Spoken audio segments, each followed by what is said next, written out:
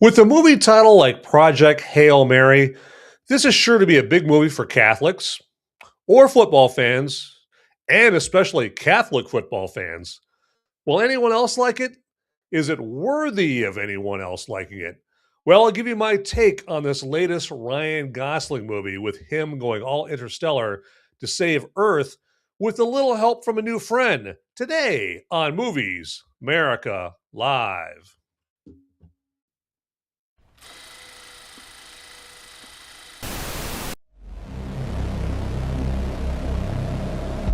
In a world where the number of movies available is great, but many are so bad, you'll learn a new definition of hate.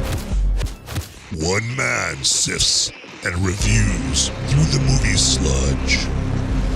One man will be the movie cop, jury, and judge.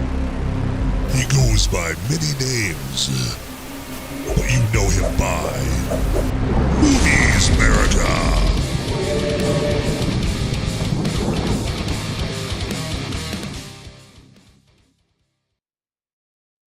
Well, hey there, everybody. Welcome on this Sunday here to Movies Merica Live. And of course, this is a Project Hail Mary version of Movies Merica Live. This is the movie that everybody is talking about right now. I think it's going to end up being here after this weekend going to be the biggest movie so far this year. So I say so far this year because we've got quite a few movies coming out this year that I think is going to eventually wrestle that top spot away from Project Hail Mary. I mean, we got a little movie about Super Mario that some people like, there. We got the Odyssey.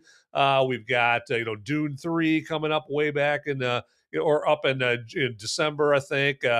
Latest Avengers movie. But for right now here, as of when I'm doing this episode, I think Project Hail Mary with Ryan Gosling and a little co-star named Rocky is the big kid on the block right there. It's the king of the mountain right now. But really quick, just want to welcome my movie maniacs and my fellow freedom fueled film fanatics out there. And as always, I'm your host, Van Ebert.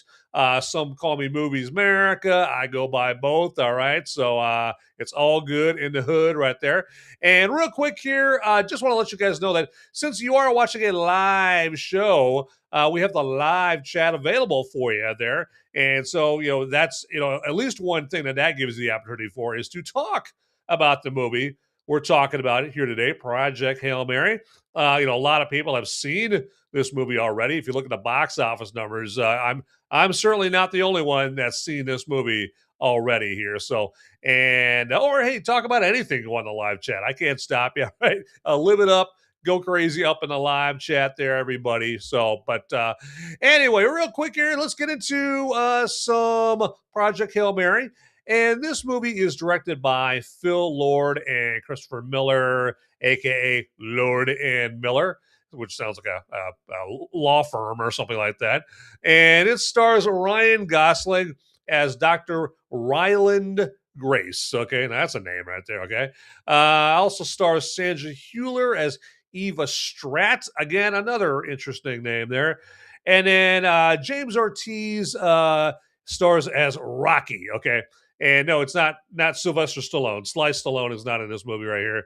But Rocky is and I'm not spoiling anything there. All the trailers have Rocky in them. But Rocky is an alien that looks like it's made out of rocks right there. And Dr. Grace names him or nicknames him Rocky for obvious reasons there. So yeah, so James Ortiz does the voice and he does like the puppeteering and all that stuff for Rocky, the character. And so I'll get into the plot a little bit here. So you can probably get a lot of the plot just by watching the trailer here, but I'll give you my kind of half-assed, breakdown on the plot here. So essentially we've got Ryan Gosling and he plays like this junior high chemistry teacher.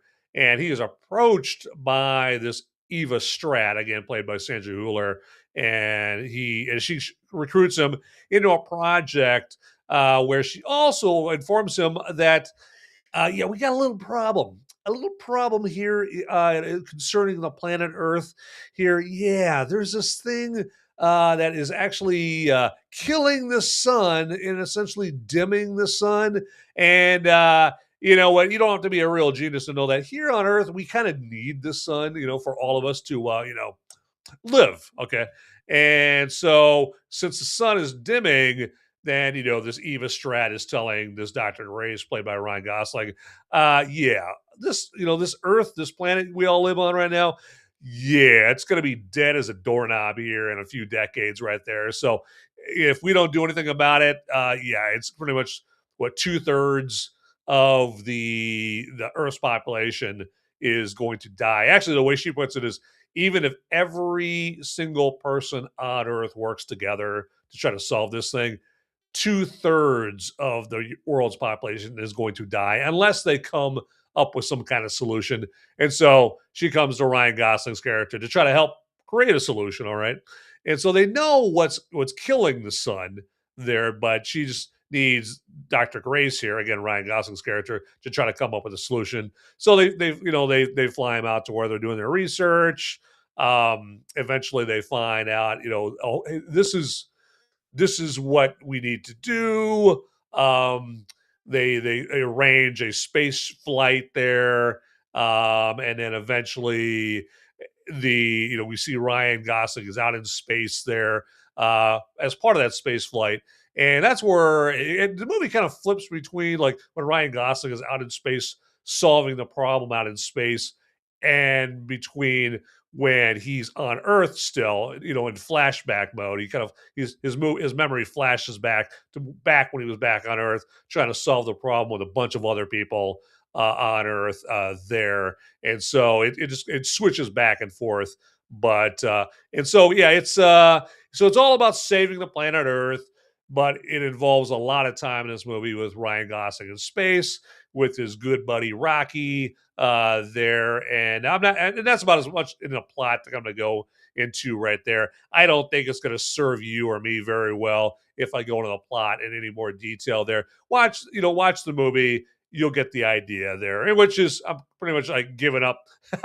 I'm giving up my take on this movie in saying that, and so I would say go see this movie. Okay, I'm gonna obviously go into more detail about Project Hail Mary and give you my final thoughts here at the end right here. But yeah, just from Front Street, yeah, go see this movie. Okay, check out this movie right here. So I mean, what you're probably hearing from the general public is accurate right there in that it is a good movie. A lot of people think it's a masterpiece there. I will not go that far with it. I'm not, on team masterpiece here, but I'm on team.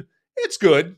It's entertaining, and it borrows from a lot of other movies. It's part Interstellar, it's part E.T., it's part The Martian, and when you watch the movie, you might determine, oh yeah, well it's this movie too, and that movie too, and that movie too, there as well. But yeah, it's just good pure entertainment right there. But all right, everybody, let's go ahead and move on here with the show.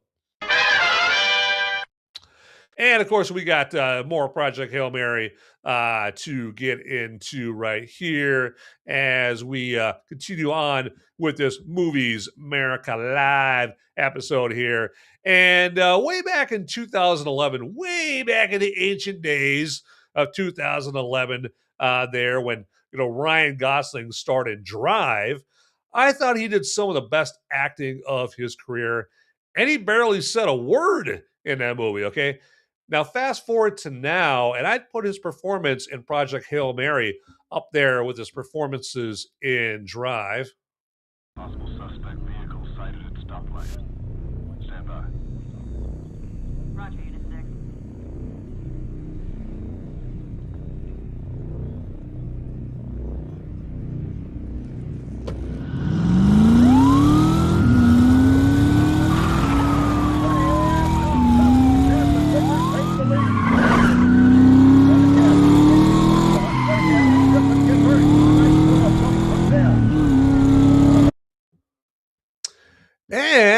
I would also compare it to his performance in La La Land. I can admit that. Okay. But requesting Iran from a serious musician is just, it's too far. My lord, did you just say a serious musician? I don't think so. Can I borrow what you're wearing? Why? Because I have an audition next week. I'm playing a serious firefighter. So you're an actress. I thought you looked familiar. Have I seen you in anything? The coffee shop on the Warner Brothers lot. That's a classic. Oh, I see. Yeah. You're a barista. And I can see how you could then look down on me from all the way up there. And there's a whole lot more to those movies than just that. Obviously, if you haven't seen Drive and or La La Land, check them out there. So, and any of you guys are like, oh, La La Land, that's a musical, and I'm a macho dude. I don't want to watch La La Land. Hey, you know what? You might earn some points with the lady there if you're a dude, right? In watching La La Land with her, and I think you'll be entertained. Now, you don't have to tell her you're entertained with that, but it might score you some points with her if you watch it and you pretend that it was such a chore to watch it. But you know, I think you'll definitely like the movie right there. But just play your cards right and act like it was a chore there, and then you're going to earn some points with your misses right there. But anyway, that's a side note right there. Now, Ryan Gosling's character in Project Hail Mary is not necessarily a flattering role. I mean, he's not a hero for most of the movie. I mean, he's a guy whose once promising career in molecular biology was trashed over an unpopular thesis. And now he's just like this junior high school chemistry teacher. Now, does that sound familiar, that whole plot line right there? I mean, if this story had taken place in Albuquerque, New Mexico, how his path could have gone so much different. Huh? Breaking Bad fans? Huh? Yeah. Now, his character sort of reminds me of James Spader's timid scientist character from Stargate. Remember Stargate? Kurt Russell and James Spader. And it was like the movie that Roland Emmerich did right before he did Independence Day back in the 90s there. But Ryan Gosling's Dr. Grace character, you know, he's likable though. And you see this with how all the characters surrounding him, you know, take a liking to him as well.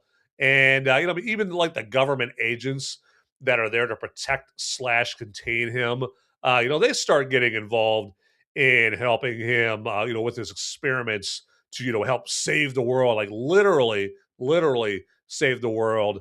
And there's a fun sequence where he realizes that, you know, he being Ryan Gosling, he realizes that they have unlimited money via the government credit card. Because remember, this is a project to save the world. So spare no expense, right? The government's like, however much money you need to help save the world there, Dr. Grace. Yeah, you do it. So they got a government expense, you know, account and all that. And so because they realize that, then, you know, Dr. Grace is like, well, let's go on a shopping spree at Home Depot, you know, for all their scientific experiment supplies galore. And then, of course, they throw in a plentiful supply of Skittles, of course. Now, what solidifies this as an excellent performance is how Ryan Gosling, how he gets along with his co-star and founding a rock solid relationship in space. See what I did there? All right. And I speak, of course, of Rocky, the friendly alien that Dr. Grace meets in space, who looks to be made of rocks, and hence him getting the Rocky name. All right. And, you know, their friendship does get you right in the feels, especially in certain life or death moments, a la Elliot, you know, played by Henry Thomas, and his spacey friend in E.T. There's that friendship dynamic there, that, you know, that otherworldly friendship dynamic here. And, you know, Rocky, to be sure, he's going to be a hit with the kids right there. And he's also, you know, a bonus there is he's not Jar Jar Binks obnoxious. Lisa called Jar Jar Binks. Yeah, so I didn't mind him too. I mean, I wasn't gagging the whole time when, you know, Rocky was, you know, on screen. And actually, they eventually get to the point where Ryan Gosling hooks up like this audio software where he can give a Rocky a voice, and it translates what Rocky's language is, and it gives him a voice there. And so again, I didn't mind Rocky in there. It didn't get so goofy and sappy that it ruined the movie or anything like that. And of course, me liking Rocky, this could just be confirmation that I have the taste and maturity level of a 7-year-old, which I have plenty of people in my life that I think would attest to that right there. They'd be like, aha, hey, finally, Van's got some self awareness right here. He's finally learning what we all already know right there. All right. So there you go. But, all right, let me do this here real quick, and I stress real quick. Just want to ask you guys if you would hit that like button right on down there. Okay, if you guys are digging what I'm doing here, at least a little bit, just hit that like button. It doesn't cost you anything, and it costs you like 0.3 seconds in order to do it. And then also we've got the subscriber follow button down there as well. I almost stumbled over my words right there. The subscriber follow button there, and now only click that if you have not clicked on it already. If you already have, at some point in time, don't click it again, because then you'll unsubscribe or unfollow there. Okay, and then also there's a notification bell button there as well. And again, click on that only if you haven't clicked on it already. All that simply is going to do is it's just going to send you one lowly email a week whenever there's a piping hot, delicious, tasting, tantalizing new episode of Movies Merica coming hot out of the oven, all right, just for you, okay? And then lastly and quickly, this is addressed to all of the viewers that are watching this as a recording, okay? You're not watching it live there. And I totally understand that. If you couldn't watch it live, hey, you're probably busy with something else. Totally understand that, all right? But hey, we can still communicate back and forth with each other. You can tell me what you think of the episode. You can say it stinks, it's awesome, somewhere in the middle, okay? Whatever you want. But you can do that, or you're going to have to do that via the comment section down below, all right? The comment section. Get in there and give me a comment. Maybe something like just to give you some ideas. Maybe hey, a movie you want me to review there as well, or what's your favorite Ryan Gosling movie, or what did you think of Project Hail Mary? Ultimately you can put whatever comment down there as well. The only comments that I'll delete is those total chodes that get in there going, hey, I've got some software I could use, or you can use for your streaming show, or hey, would you like some tips on how to be a better live stream? Like all the spammers down there, those will get deleted in 0.03 seconds right there. Those will get deleted real quick right there. So yeah, don't be a loser and put spam in my comments. But everybody else can get in the comments. It's all good in the hood. All right. So all right, it's time to move on. Okay, we need to do some more. We need to go over some more Project Hail Mary, don't you think? Right there? Absolutely. And let's talk a little bit about what kept this movie from being a total home run for me. It was kind of more of a triple, okay? Not quite a home run for me. And the driving force behind the need for Project Hail Mary. Again, Project Hail Mary is the government operation. It's like an intergovernment operation where they got governments from all over the world getting together to try to save the world right here. And so that's what Project Hail Mary is here.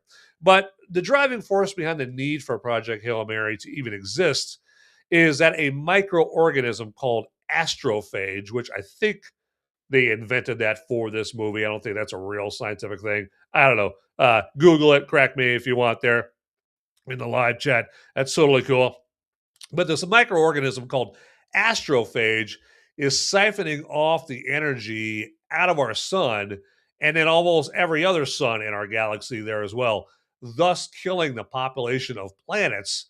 Now, the movie could have done a better job at giving this fact like more impact and continually raising the level of foreboding that this extinction level event, or ELE, poses throughout the movie.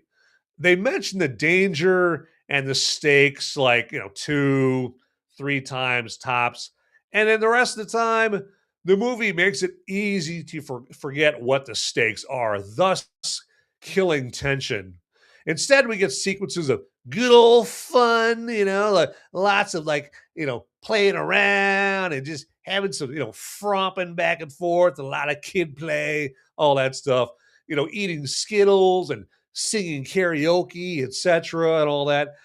Now that's okay to have that stuff in here to, add a little levity to a heavy subject, but let's not skimp on the heavy either, okay? I mean, this movie needs to have that tension underlying every scene, to really help you but care overall what happened to these characters. Now, I think this movie gets the character development dynamic down to where you do care about what happens to the characters. I mean, like Ryan Gosling, his Dr. Grace character is very endearing. You don't want him to die. Rocky, you definitely don't want to die because this little cute little character, right?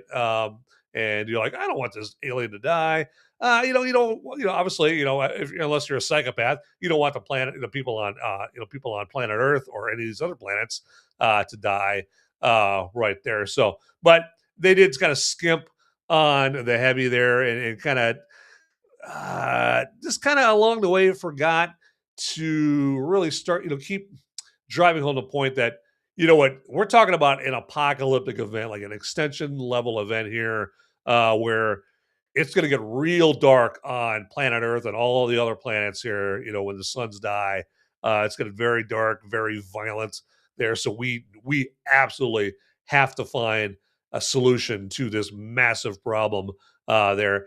And I thought the other movie based on an Andy Weir novel, The Martian, with Matt Damon, did a better job of balancing the heaviness of the dangerous mission at the forefront of the movie. And if you remember, The Martian basically was all about Matt Damon, his Mark Watney character got left on Mars. Okay, when the rest of his space crew, had to evacuate Mars, suddenly, and they, for good reason, they thought that Mark Watney, Matt Damon's character, was dead there. So now Matt Damon has to try to survive on Mars until he can be rescued. So that's the basic premise of The Martian. And so The Martian did a better job of balancing the heaviness of the dangerous mission at the forefront of the movie and some lighter moments like Damon decrying Jessica Chastain's disco music collection, or towards the end of the rescue operation, he can't quite close the gap between the spaceship that's going to save him and where he's at floating around in the orbit of Mars. And so he's like, hey, I'm going to go all Iron Man, and he cuts a hole into his glove, his suit right there, which I don't know, that's a plot hole right there, because you would think that he would suffocate by stabbing a hole in his or he would implode in space there. He would freeze to death actually quicker there. But it's just kind of suspension of disbelief. But that part where he's doing the Iron Man thing, he's flying, to try to get as close to Jessica Chastain right there. It's kind of a moment of levity there in The Martian, going all Iron Man there. And that's one reason why I like The Martian more than Project Hail Mary. Now, screenwriter Drew Goddard wrote the screenplays for both The Martian and Project Hail Mary. And I think Drew Goddard's writing cultivated more emotionally impactful moments in The Martian. I mean, who can forget how excited everyone in the movie was when Damon was saved, right?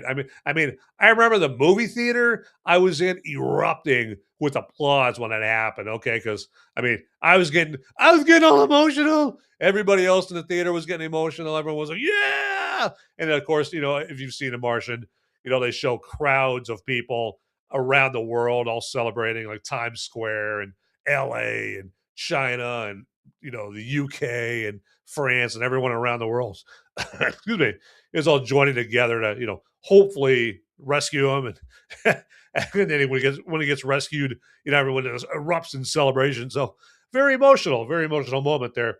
And I didn't get that at any point in Project Hail Mary. I never got that euphoric feeling in Project Hail Mary. Although, like Rocky got a good share of laughs in my viewing at the theater. I mean, because to give this movie its due, Rocky was a big hit with the audience there, and especially the kids in the theater as well, laughing when when Rocky would do his stuff right there. Like I could see the phrase "amaze, amaze, amaze" becoming like a catchphrase that everyone will, that kids in particular will probably be going around saying to each other or to other people like "amaze, amaze, amaze." Uh, and then Rocky, the alien made of rock, here in this movie here, he's not the guy who likes to punch sides of beef who sounds like a sleepy mafia goomba. He's Rocky. He's Dr. Ryland Grace's best friend up in space there. And that relationship between them and it really seems genuine, and Ryan Gosling sells us on him really caring and wanting to be friends with Rocky there to the point where he makes some decisions um, that really demonstrates how much he cares for Rocky. So kudos to Drew Goddard, the screenwriter, on that there, and really convincing us of their friendship and all of that stuff right there. So I'm not going to completely crap on this movie. Again, I give this movie a triple. I don't give it a home run. I don't say it's a home run, but I'd say it's a triple there. Where I think The Martian is a home run. But hey, a triple, that's good, right? That's good. That's very good there. So that is nothing to sneeze at whatsoever for Project Hail Mary there. And again, you know what? I think that with the lack of good movies here so far. I mean, we've had some good movies here so far in 2026. We had Send Help, and 28 years later, The Bone Temple was good there. What were some other ones that I've reviewed? I should check out here real quick here. I'm going to cheat here and see what else. I was going to say Nuremberg because that's the movie that I reviewed last week, but that actually came from 2025. Oh, yeah. Good Luck. Have Fun. Don't Die. That was another good movie there this year. But Project Hail Mary, I want to say, man, decision time here. I'm putting myself in a pressure situation. I've got one foot in the frying pan and one foot in the pressure cooker. And my stomach kind of feels like an overstuffed vacuum bag. So much pressure. And I stole that line from a movie right there. So if you can let me know what movie I stole that whole one foot in the pressure cooker, one foot in the frying pan line from, let me know in the live chat right there, and you win a cookie. There you go, exactly, a virtual cookie. That's for sure. Because I can't send you a cookie through the live chat though. Maybe someday we'll have that kind of technology, but unfortunately, not yet. So. But anyway, what we do have available versus technology or via technology is the ability to get into a little segment I like to call Brew Review Time.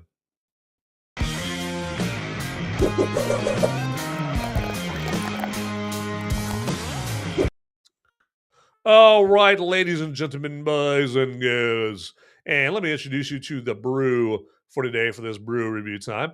And this is Odell Brewing Company Leung Chocolate Milk Stout here, okay? And so as you can tell already, this is not some, run-of-the-mill, ubiquitous, find it everywhere kind of brew, kind of beer that you can just go anywhere and get, okay? This is more of a specialty brew. It's not Bud Light tranny fluid or, Coors Light or anything like that, right? This is for like more advanced beer palates, more advanced beer fans out there. So, and this comes to us from Fort Collins, Colorado. That's where this Odell Brewing Company comes from. And if you're wondering, hey, what is Leung? Well, Leung is the name of the local farmer who hauls away this brewery's spent grain. So that's where the name Leung comes from. So, little love for the local farmer that helps them out there. And this brew is designed to mimic like kind of the nostalgic experience of like a tall glass of chocolate milk there. So, and now to some people that might sound gross. You'll be like, okay, you had me at chocolate milk. I had me, at that good chocolate milk flavor, but then you combine that with beer. All right. So, but it's worth trying. And hey, if you at least try it and you don't like it, you know what? I got to give you kudos. At least you tried this brew right there. It's a lot more than a lot of people would be able to accomplish. Okay, that means that you have at least have the balls, have the courage to try this. And then, hey, if you still don't like it, hey, more power to you. Hey, don't never drink it again. There. So, but as far as like the taste, because that's what we're here for, to learn like how's this sucker taste.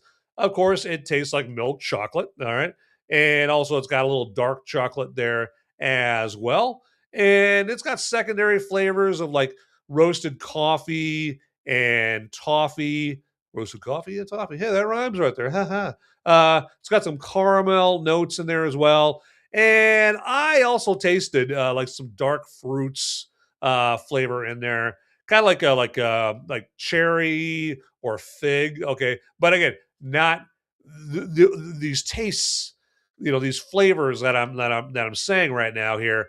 They're very subtle. The tastes are very subtle. Okay, they're not overpowering. They're not overwhelming or anything like that. Okay, so don't worry. You're not going to take a drink off this thing. Oh my god, this tastes like liquid fig. Ugh. All right, no, don't worry about that. Okay, it's all good in the hood. Okay, but it just kind of it tastes more like beer. Okay, but with like chocolate, coffee, kind of a flavor to it here, but very subtle. Okay, there we go. I can't stress that word enough. Subtle. Okay, all right, not overpowering.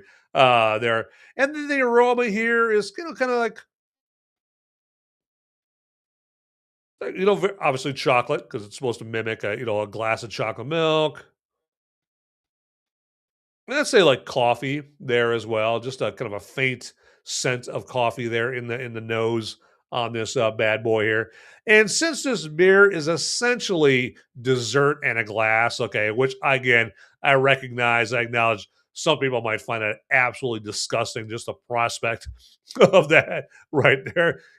I could totally imagine people be like, yeah, Van, I'll just be sticking with my Coors Light over here. Okay, but yeah, but thank you, but thank you. Okay, you drink the chocolate milk beer. I'll be back here, with my Coors Light. I'm all good. I'm all good. So, but since this is essentially dessert in a glass, as far as what foods it pairs well with, it pairs well with like a lot of desserts, right? It pairs well with chocolate cake, brownies, vanilla ice cream, also like fresh raspberries. Okay, so if you like to try new things, for your taste buds there, you know what, then yeah, go ahead and kind of go down that road of, maybe eating a slice of chocolate cake and then, then washing it down with a little Leung chocolate milk stout right here. And yes, I would recommend this. It's not the best stout, like chocolate, oriented stout that I've ever had there, but it's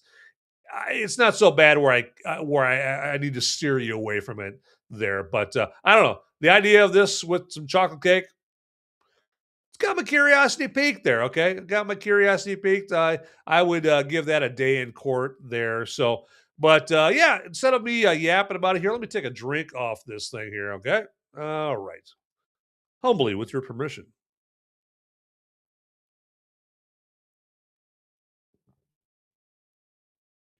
All right, there we go. I'm gonna set that bad boy down right there.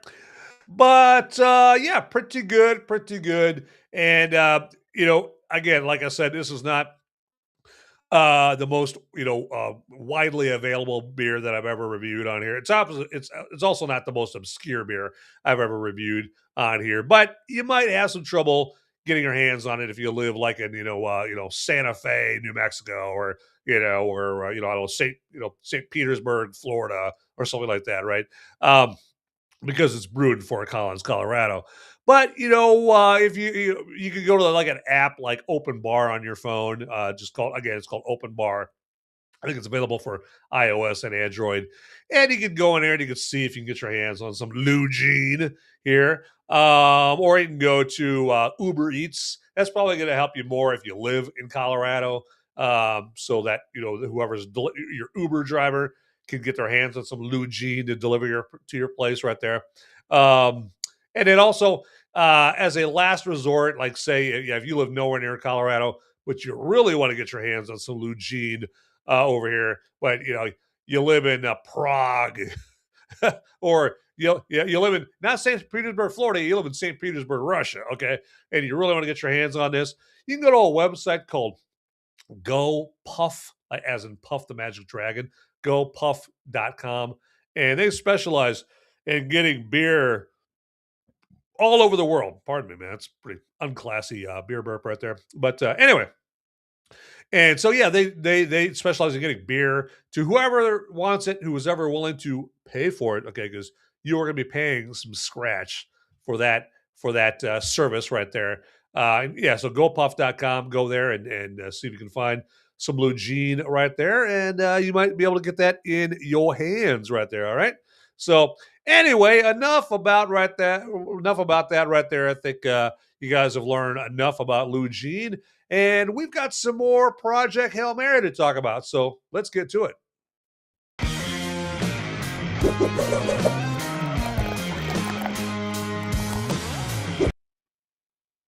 All right. Oh, almost forgot here. Actually, before we get to more Project Hail Mary, I just want to show you something here. I want to let you guys know that so this is not just a show, Movies Merica, that is.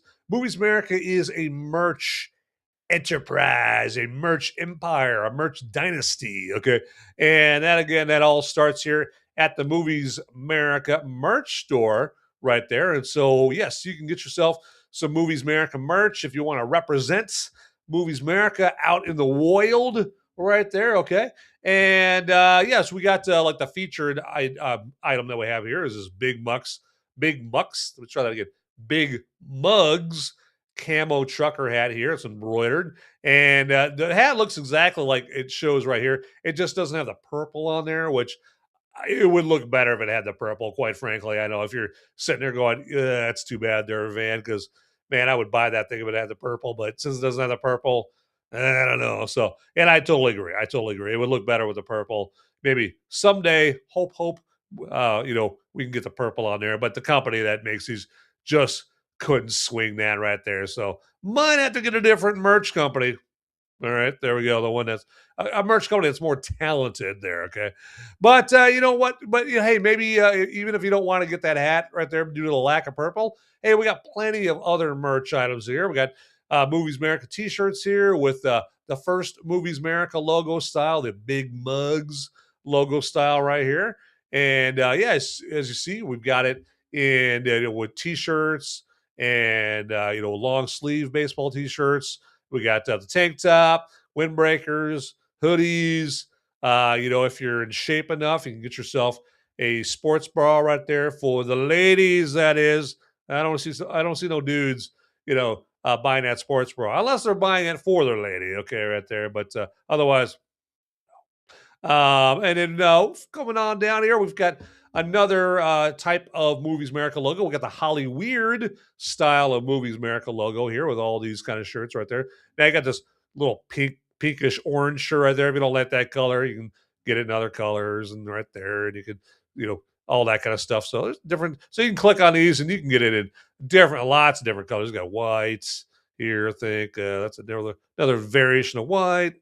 All that stuff right here. So if you're feeling, secure in your masculinity, or you're a woman, you get that in pink right there. There, you go right there. But yeah, I got some other merch here. We're getting down to actually my personal favorite style of Movies Merica logo, and this is the Black Adam style of Movies Merica logo right here. So I really like this one with the lightning on the side, or the molten lava, however you want to see that there. And also, you might be saying, "Hey, Van, I've bought every single item of Movies Merica clothing already. Got a full closet full of that, but I am kind of thirsty, or hey, I'm a big coffee fan or a beer fan. Do you have any drinkware there, Mister Movies Merica?"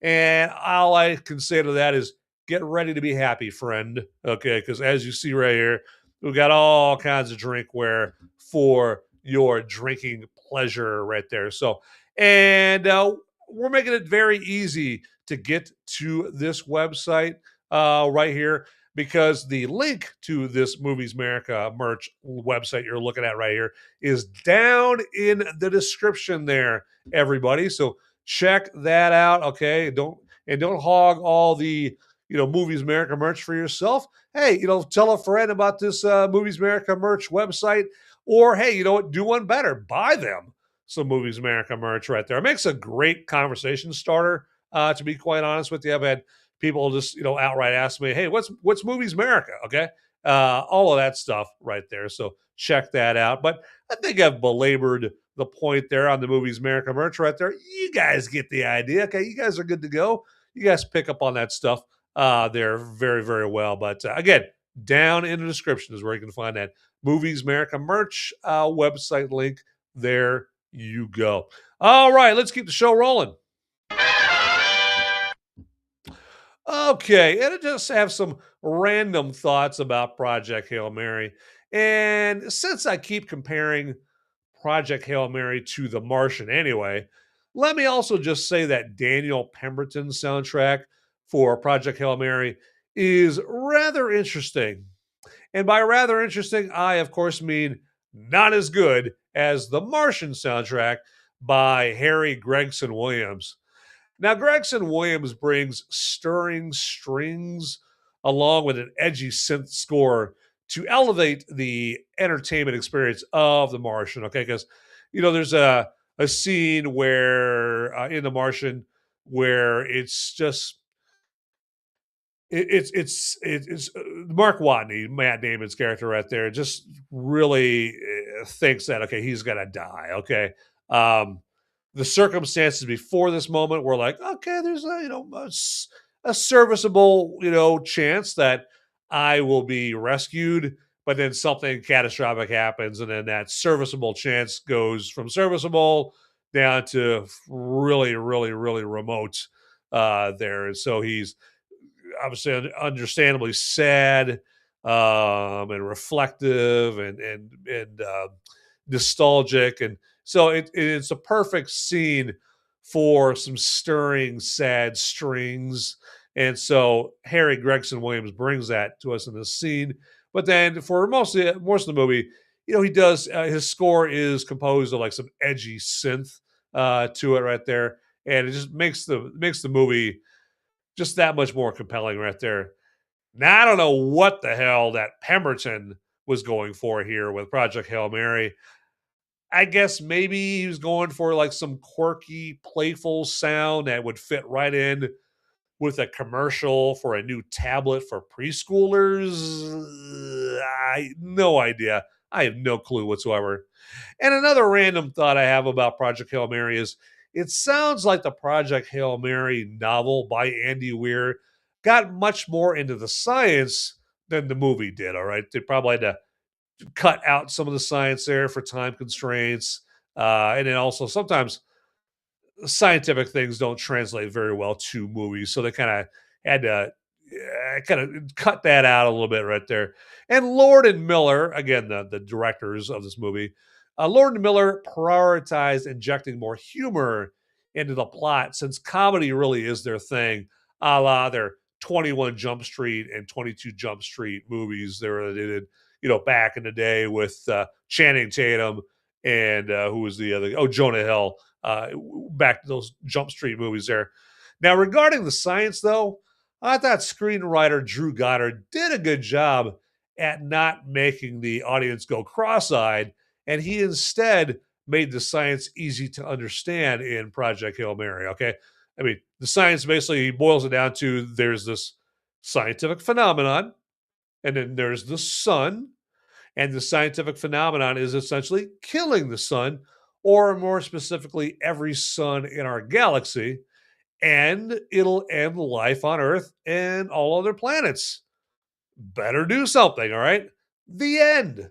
Very simple. Okay, so they made the science and the idea of what has to be done very simple, very easy to understand right there. To where you didn't have to go to MIT to understand what has to be done in order to potentially save the world there in this movie Project Hail Mary. So All right, let me do this here real quick and let you guys know about the fact that this Sunday show you guys are watching here. Some of you are watching it live, and again, if you're watching it live, please get in the live chat. Okay, go ahead and just get in the live chat and just at least put like a hi emoji in there, or a thumbs up, or a poop emoji, or whatever you want in the live chat there on Rumble or YouTube. And the way to get in the live chat there real quick is there's a button, on Rumble or YouTube that basically the button just says chat or live chat right on down there. There you go. And say hi. But again, so I just go into that as part of letting you know that I also have a live show on Thursday night. Okay. And that show on Thursday night is called Movies Merica Spoiler Warning. And that's the show where I'll talk about the same movie I'm talking about today. So this Thursday's episode will be all about Project Hail Mary, okay?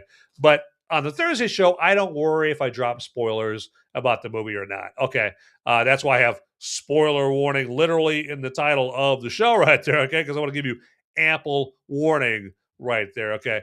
And so, yeah, so go ahead and check that out right there. Would probably help. I'll let you know what time that comes on on Thursday night there. And so this Movies Merica Spoiler Warning show comes on Thursday nights at 7 p.m. Eastern, 6 p.m. Central, 5 p.m. Mountain, or 4 p.m. Pacific. Okay, and I go into more in depth into the movie there. I give myself more time to do a deep dive, do an autopsy. I bust out the old scalpel and suction and forceps, and do a deep autopsy on the movie of the week here. In this case, Project Hail Mary. All right, like I said, there's spoilers. Now I don't go out of my way to drop spoilers about the movie, but I'm also not going to be chewing my fingernails here and walking on eggshells, worrying about whether or not I drop a spoiler. That's today's show. Okay, so probably see my fingernails are all gone because I've been chewing them out of nervousness, making sure that I don't drop a spoiler on today's show. That's for sure. But that's just the Message. that I'm trying to get across to you. So there you go. But again, Thursday night, that show comes on at 7 p.m. Eastern, 6 p.m. Central, 5 p.m. Mountain, and 4 p.m. Pacific time. And you just go to my X account. I'm on X under @Movies Merica, and just look for the links there to join the show on Thursday night there. And again, hey, don't be stingy with the links to that show right there. If you know anybody that's into movies, especially somebody that has seen Project Hail Mary, send that link to them and let them know, hey, you know what? You were talking a whole lot about that Project Hail Mary movie here. Matter of fact, we were all trying to get you to shut up about it, but you just couldn't stop yapping about it because you love that movie so much. Well, hey, here's a show where you get in the live chat and you can yap about that movie all you want, all right, to other people that have seen, in this case, Project Hail Mary. It's a it's a fantastic, fun chance to, nerd out on the movie of the week right here. Okay, because I feel your pain, man. I know I've seen, I sometimes I'll see a movie that's so good that I just can't stop talking about it. Okay, I nerd out on the movie, where normal people, they watch a movie and they're like, oh, it's a good movie. All right, hey, what's for supper? Or if you're a movie maniac or a fellow freedom fueled film fanatic like I am, sometimes you just want to keep talking about that movie. Okay, you want to keep discussing it. It's kind of like, you remember the movie A True Romance, with Christian Slater and Patricia Arquette, and they both go to see three kung fu movies with Sonny Chiba, and they come out of the movies, and Patricia Arquette as Alabama. She's like, one of the things I like to do is after I go see a movie, I like to go go get pie and talk about the movie. And so if you're like Alabama on True Romance, and maybe you don't like to get pie, but you like to talk about the movie there, then this show right here, and then the Thursday show gives you that opportunity to talk about the movie. If you're like, man, this movie's so good, I got all these feelings about it, all these thoughts about it, and I just can't hold them in. I gotta purge. Okay, I gotta just puke out all my thoughts. I gotta get them out somewhere.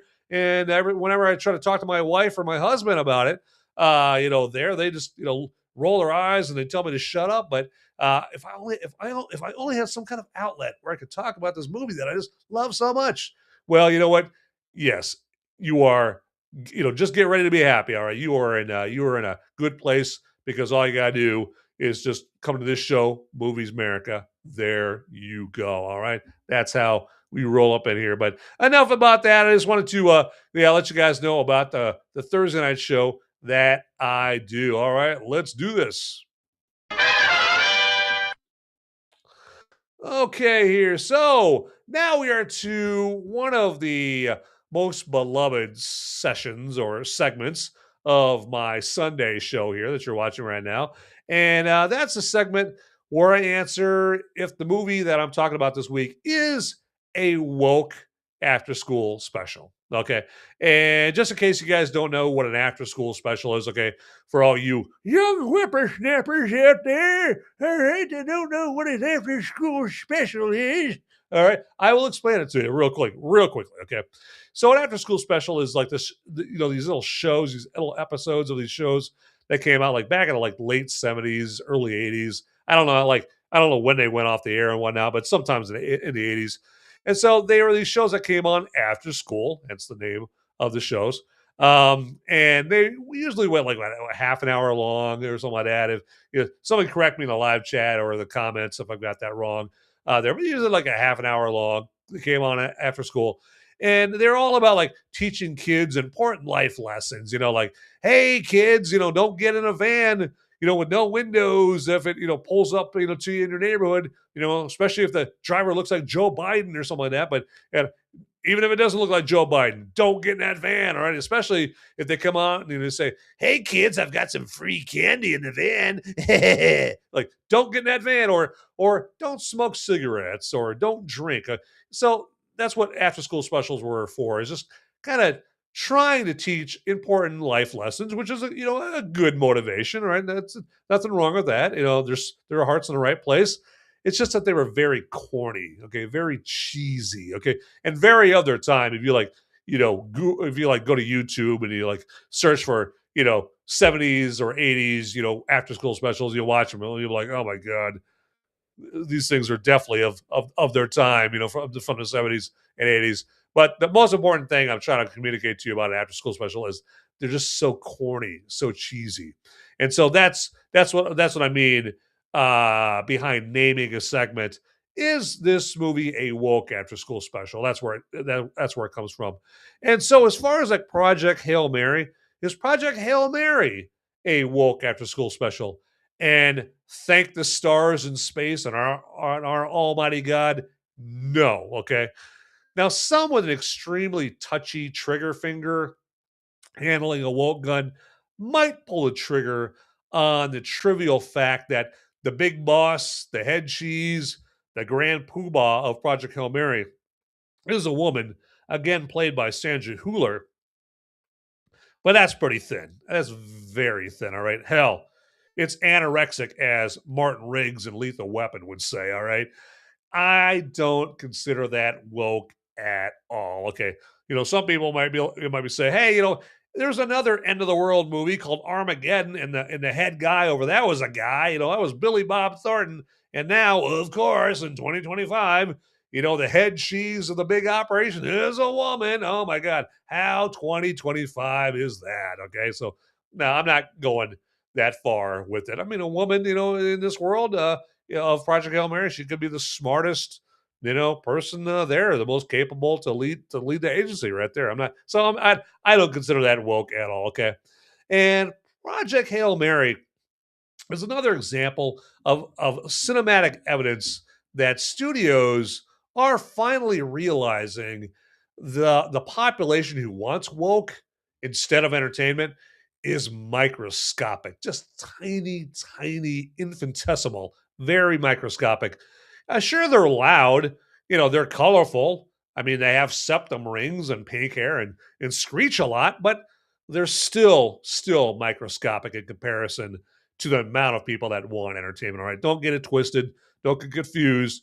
Just because that screeching makes your ears hurt and they're really, really loud, they're still microscopic. Okay, they're like that mosquito that just keeps buzzing by your head. It's annoying, but it's teeny tiny and it has no power over you, and you could squash it like a literal bug in this case right there. And so Hollywood is finally, using more than two brain cells, and that they're kicking in a third brain cell, and that's enough to let them know that the vast majority of the world wants to see entertainment, not woke messaging. They want to see entertainment. Okay, they want to see things that are interesting and compelling. So that's my answer as to whether Project Hail Mary is a woke after school special, and thank God it is not a woke after school special. All right, so there we go. All right, let me do this here real quick, and just want to let you guys know that if you guys are appreciating anything in particular that I'm doing, or maybe you just appreciate the show as a whole, enough to maybe throw a buck or two my way, or however much you want to throw my way. All right, if you're if you're Daddy Warbucks man, or you're Elon Musk, and you're watching the show, and you want to throw millions at me, by all means, right there. Because what was it Elon Musk was just saying here? He was saying that he's willing to pay the salaries of all the TSA agents. Well, hey, Elon, I'm not asking you to do that. I'm asking you to just, all you got to do is pay my salary. Okay. There you go. Just pay a year's salary for me. That'd be fantastic right there. But again, if you're not Elon Musk and you can only, afford a buck,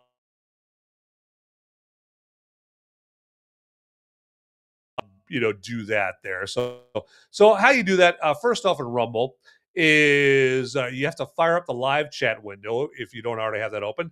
So that's just as easy as going down here and clicking on the old chat or live chat button right there. Okay, and that just brings up the live chat window. And then down at the bottom of the live chat window, where you would type in a little live chat message there, on Rumble, there's a button with a $sign on it, and you'll click on that. It'll just pop up another window asking you how much you want to donate. Okay, very simple, very easy, and that's it. That's it. That's all there is. That's the extent of that process right there. Okay, and then if you're on the YouTube side of things, it works very similarly. I mean, it's absolutely uncanny and borderline unnerving how similar it is right there. And so on YouTube, you have to go into the live chat window as well. And again, that's via that. You just go click on the chat or live chat button down there in YouTube. And then down towards the bottom of the live chat window, where you type in your little live chat message right there again. On YouTube, there's a button, but it has a dollar bill on it. And when you click on that dollar bill window, it'll just ask you how much you want to donate. And that's it. Very simple, very easy. It's all good in the hood right there. And that's only if you think I rightfully deserve it. Okay. I mean, I'm not asking for charity or anything like that. So unless charity's a stripper, but no, wait, never mind. So, because I mean, hey, if I watch a show and I'm like, this guy or this gal doesn't deserve it, they're being a little too preachy, they're being a little too annoying there in a uppity, snobby kind of way, something like that. That yeah, I won't even give them a penny there. But if you appreciate me doing something like, hey, warning you if a movie is a woke after school special, or just letting you know if a movie is trash or if it's treasure, okay, like I'm doing today with Project Hail Mary, or if you like being turned on to a new beer via my brew review time. If any of those are things that you appreciate me doing enough to throw a buck or two my way, then yes, that's what I just described. As far as how to do that in Rumble and YouTube, that's what that's for right there. So there you go. But now that I've been kind of borderline begging for money and all that stuff, I feel all scuzzy and scummy. I think I need a shower right there. So it's time to move on for sure. All right, but my final thoughts about Project Hail Mary is it's good. It's not as good as The Martian, the other movie that is based off a Andy Weir novel that actually was written by the same screenwriter that did Project Hail Mary. But Project Hail Mary is still good, still good. It's a great movie to take the family to. Okay, I can barely remember any cursing in it. It's PG-13, so there's obviously some cursing in it, but I can't remember any kind of significance or anything like that. I can't remember somebody dropping like some thunderous F-bomb or something like that, right? And the kids they'll love Rocky. Okay, he's a very endearing, alien character in there, kind of like E.T.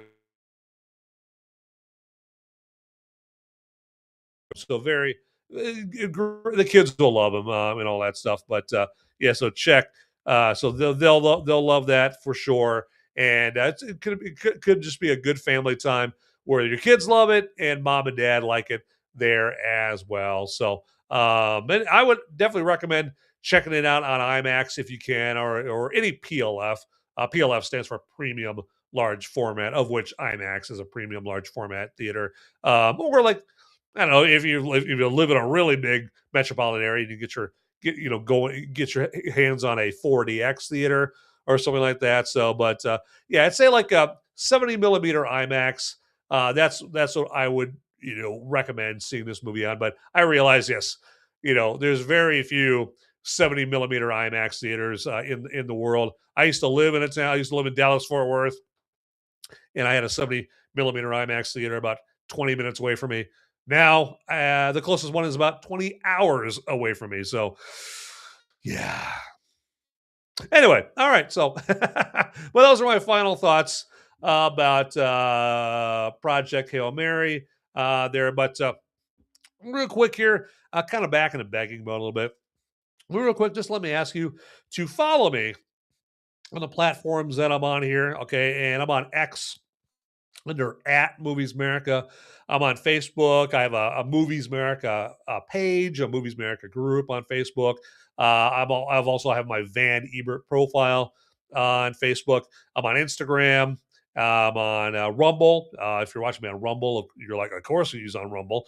But if you look up Movies Merica on Rumble, you'll see there's like 3 Movies Merica accounts. And yeah, if you would go ahead and follow or subscribe to me on all 3 of those, that would be fantastic. Okay.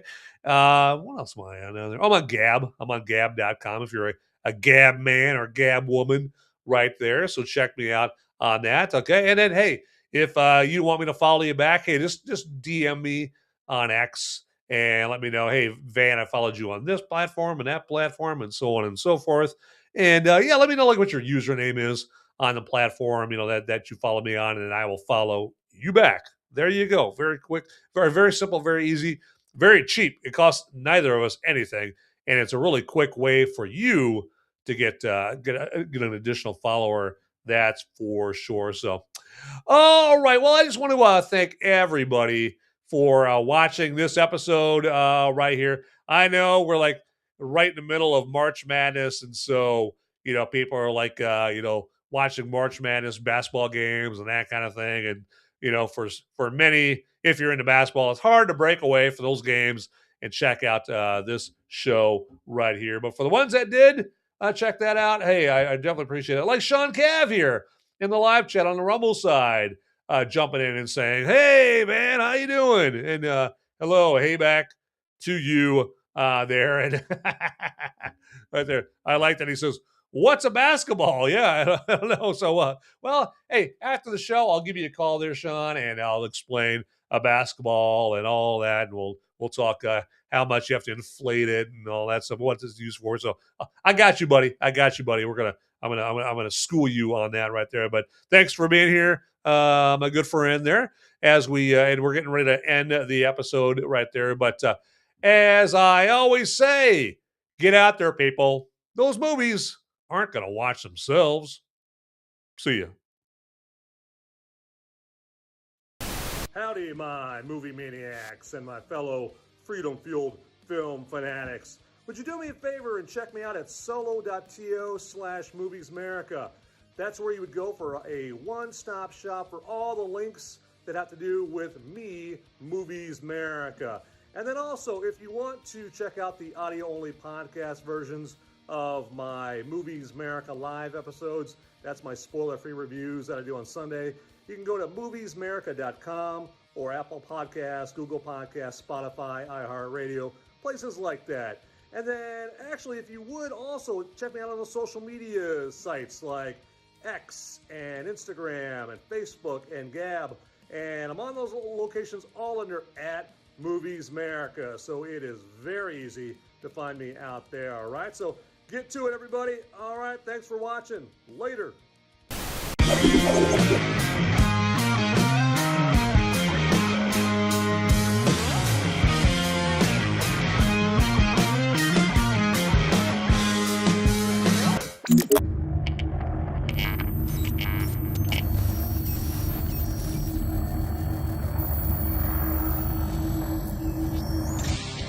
Hey guys, don't leave the video quite yet.